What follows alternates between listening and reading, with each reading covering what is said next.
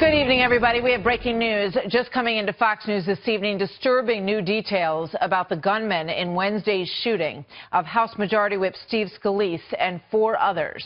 Fox News confirms that James Hodgkinson had a list of Republican lawmakers written down on a piece of notebook paper folded up in his pocket at the time of this attack.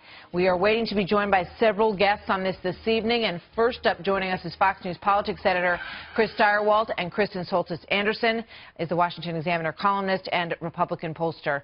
Welcome to both of you. I mean, obviously, this week has been stunning in terms of the political violence that we saw take place on that baseball field the other day.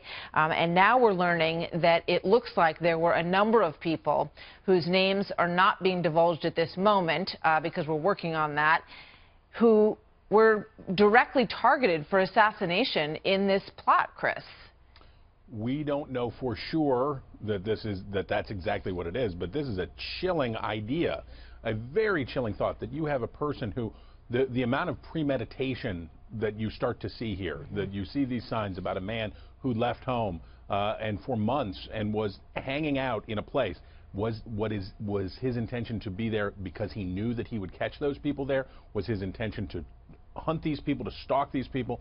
This is a chilling thought for every lawmaker of either party, but it's particularly frightening for Republicans today as they wonder, could it have been them? Yeah. I mean, so true. I mean, Kristen, you look at the environment, and we were at the baseball game last night, and there was so much good feeling at that game and so much support for Steve Scalise. And in a moment, we're going to play some of what the doctors just gave us a little while ago to update everyone on his condition, which was so traumatic.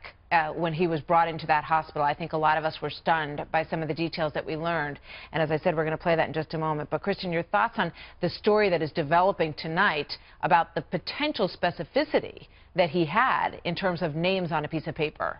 Well, another piece of this that's chilling, and I think Chris Stirewalt use of that word is exactly right. A piece of this that's really chilling to me is that this is a man who all of the reporting on his backstory of the events that led him to wind up here in Virginia committing this atrocity is that he began writing op-eds about things like wishing that we had a different tax system, going to protest marches with protest signs about tax the rich, new tax brackets for folks in the 20 million bracket, you know, volunteered for a presidential campaign. I don't think I agreed with anything this guy stood for politically, but I want to encourage people to go march in rallies, to go write op-eds, to volunteer for campaigns, and yet that this man was able to be so radicalized in a way that we think of terrorists getting radicalized from religious beliefs to commit atrocities.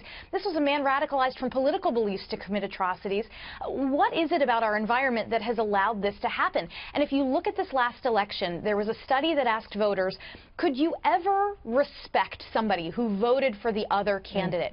And it found that about 40% of Trump voters said that they could just never respect someone who voted for Hillary Clinton. But it was a majority of Hillary Clinton voters who said that they could never respect someone that voted for Donald Trump. The fact that those numbers are that high at all on either side is a devastating indictment of the current political climate in this country.